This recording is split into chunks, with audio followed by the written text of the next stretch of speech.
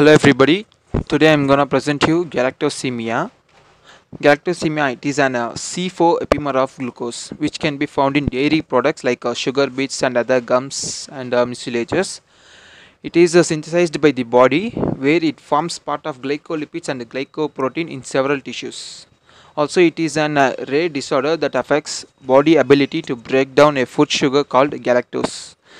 Galactosemia, it is an autosomal recessive disorder caused by deficient or absent activities of one of the three enzymes involved in galactose metabolism pathway.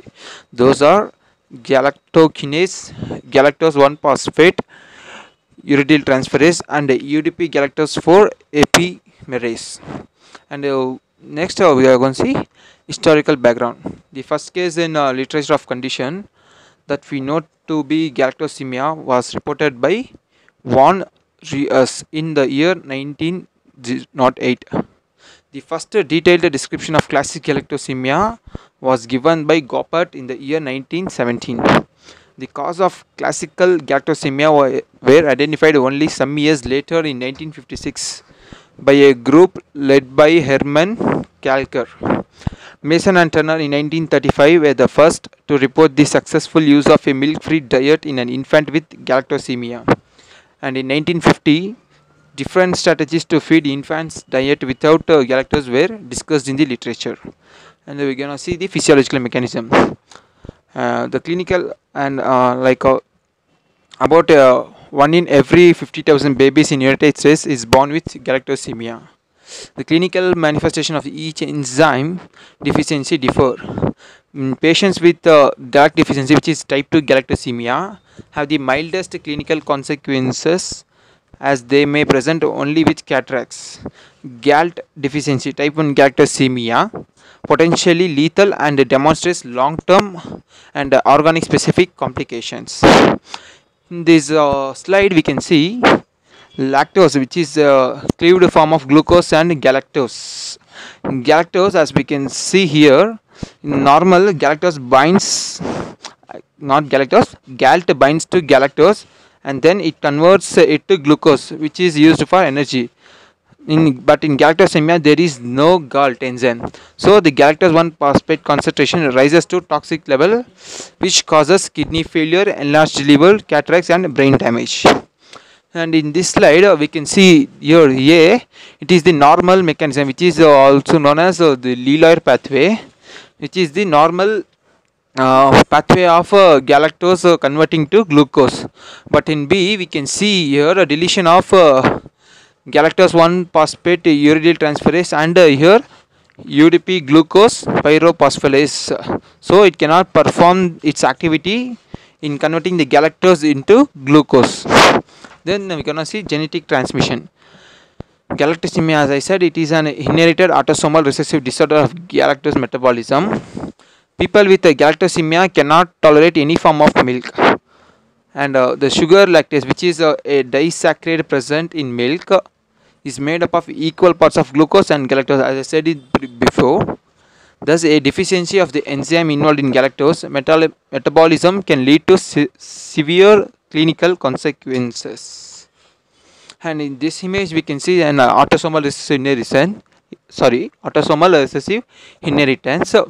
Here from a child you will get each one copy from mom and dad, which is a mother and a father, and the possible combinations can be like here normal or carrier and the affected one.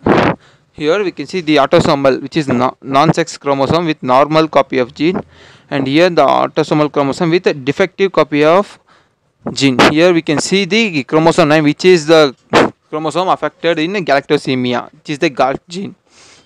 In the next slide here the classical and the most severe form is caused by the deficiency of GALT, which is the enzyme galactose 1 phosphate uridyl transferase. The gene for galactose 1 phosphate uridyl transferase is located on the short arm of chromosome in region 9p13, which is I showed you here the red one. And galactose 1 phosphate uridyl transferase is an enzyme responsible for converting ingested galactose to glucose. This enzyme has been shown to belong to histidine triad family, and we gonna see signs and symptoms. The first early symptoms, which include like jaundice, which we know, yellowing of skin and eyes, and we can see vomiting, poor weight gain, low body sugar, which is hypoglycemia, feeding difficulties, irritability, lethargy, and convulsions. And the later signs and symptoms include cataract, which is opaque lenses of eyes, enlarged liver and spleen, mental retardation, sepsis caused by a specific bacteria, especially E. coli, Escherichia coli, cirrhosis in liver failure, kidney problems, swelling of extremities or stomach. And the long-term complications include poor growth, learning disabilities, speech and language problems, fine and gross motor skill delays, ovarian failure, mostly in girls, sorry, only in girls. And as I said here, in long-term complications, it also includes cataracts, usually regress with dietary treatment, leaving no residual visual impairment. And we can also see decreased bone mineral density. And in galactosemia, the most major affected organs are eyes, brain, liver, and kidney. And for diagnosis, in a prenatal testing, we can determine during a woman's pregnancy whether her baby has galactosemia through amniocentesis and chronic villus sampling. Here, this is amniocentesis. And we also can do newborn screening, where the babies are tested for galactosemia at birth using a tiny blood sample taken from the baby's heel. The test is done for the low level of GALT enzyme. As we can see here, the amniocentesis, which is the prenatal testing, and here the newborn screening, which is the blood is taken from the feet. And treatment, actually we have no treatment and it cannot be cured, but with maturation, most child develop another enzyme capable of metabolizing galactose. As a consequence, they are able to tolerate galactose as they mature. And we can do dietary restrictions, like avoiding foods and drinks which contains galactose, for example like milk, cheese, legumes, dried beans, fermented soy products like fermented soy products, organ meat, and hydrolyzed proteins. Thank you guys.